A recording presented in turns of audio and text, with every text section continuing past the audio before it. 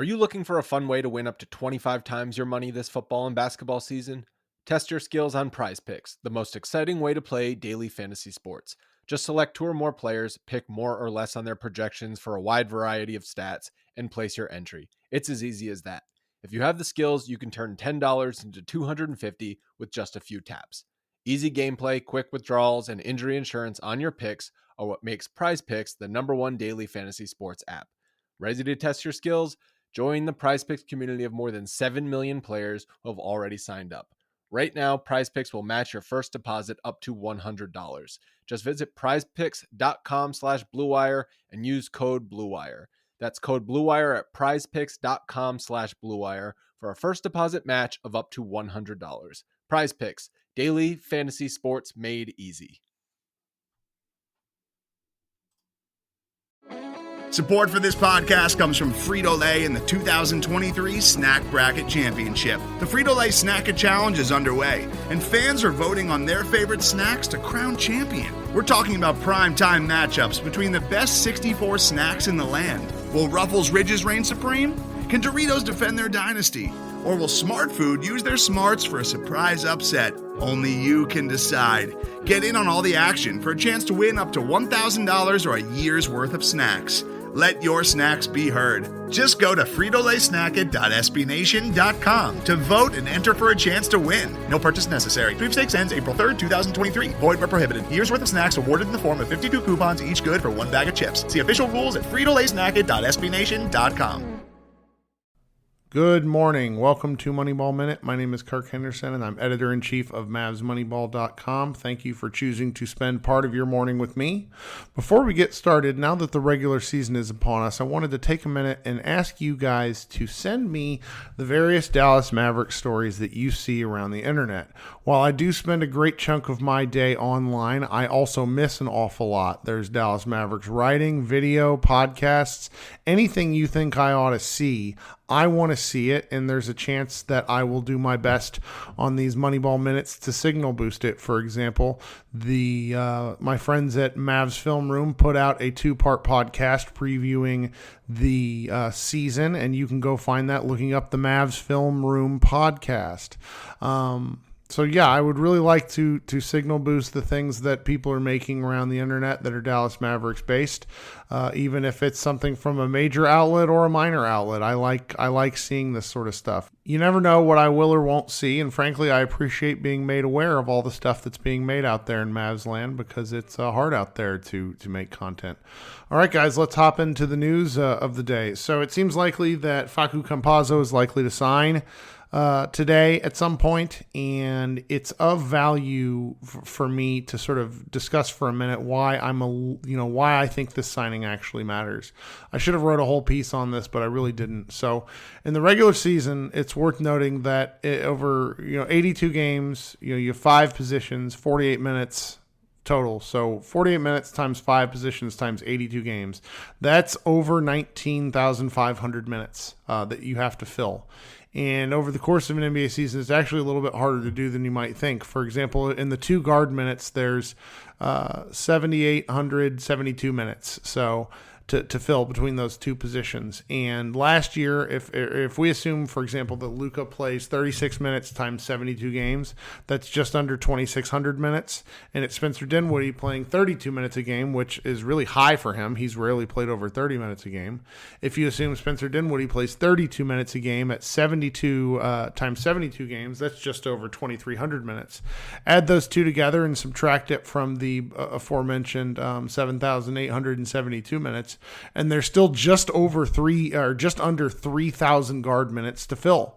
So the Campazzo signing is actually pretty interesting, even if you don't think he's going to play that much. I promise you that these guys actually play more. Our perceptions are really warped. I think that a lot of people believe that Dwight Powell, for example, played a ton of minutes last year. What he did is he played 82 games, but he actually played just under 22 minutes a game.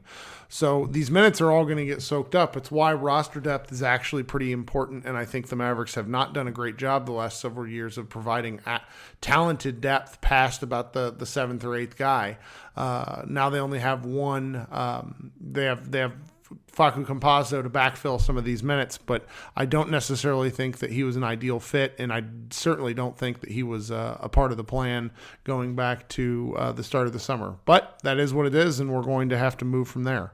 Last night, the Mavericks hosted a event for the Mavs Foundation called Toast to Tipoff, where the entire team actually, did a kind of a Q&A, and there's a bunch of, there was an auction and a bunch of stuff going on. And, we didn't make it out to the event, but in the comments here, I've linked Dorothy Gentry's Twitter feed, and she has a bunch of video from some of the questions that are being answered.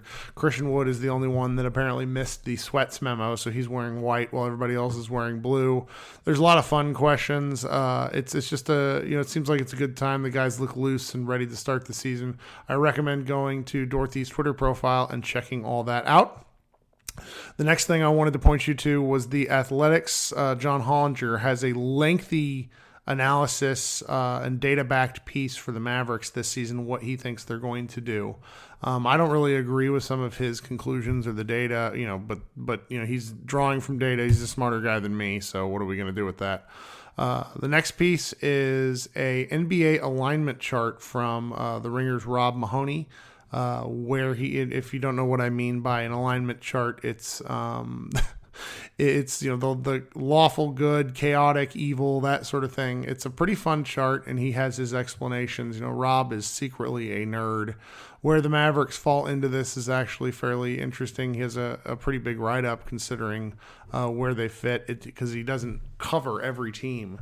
The next piece is one from 2 weeks ago that I just missed from our buddy Iztok Franco. He's over there at D Magazine writing stuff now. He has he uses some of Jason Kidd's quotes from Media Day and draws some conclusions using his data crunching about the kind of lineups that they're going to run, particularly looking at how the team plays with one big versus two bigs. And it's pretty stark offensively and defensively. And, Iztok really gets into the meat of the questions that the Mavericks are going to have to try to answer over the course of the season, because it's finding that right mix at the right time is what allowed Dallas to succeed last year. But as usual, it's a must read, and I recommend going to check it out. Then my buddy Jay Kyle Mann wrote a piece with Zach Cram over at The Ringer analyzing it's a young core rankings. Now, where do the Mavericks fit? Don't want to ruin it for you. I recommend you go take a look. But compared to where we've seen a lot of Mavericks falling in rankings this offseason, the team, individual players, etc., I think this is a piece that will pleasantly surprise most Mavs fans.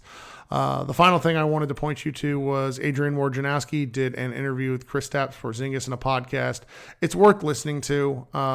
As usual, Porzingis gets lauded for his directness in answering specific questions. He thinks that things didn't work between he and Luka Doncic because they didn't discuss some of their on-court issues enough off-court. And it's not necessarily talking about enmity, just the fact that things didn't work from a basketball sense. I found myself a little bit frustrated when listening to it because it's, for as much as I think Porzingis can occasionally get a little bit of a hard rap, he seems to still have a different assessment of himself as opposed to the player that he actually is. He's a very good player, but he's not a star, and he frankly misses too much time with injuries, which is why the Mavericks had to move on with him. That's what I got for today. I would appreciate it, like I said at the top of the show, is if you could send me what you see around the internet. These first 15 to 20 games are going to be rife with over-analysis and speculation, but that's what's fun about basketball.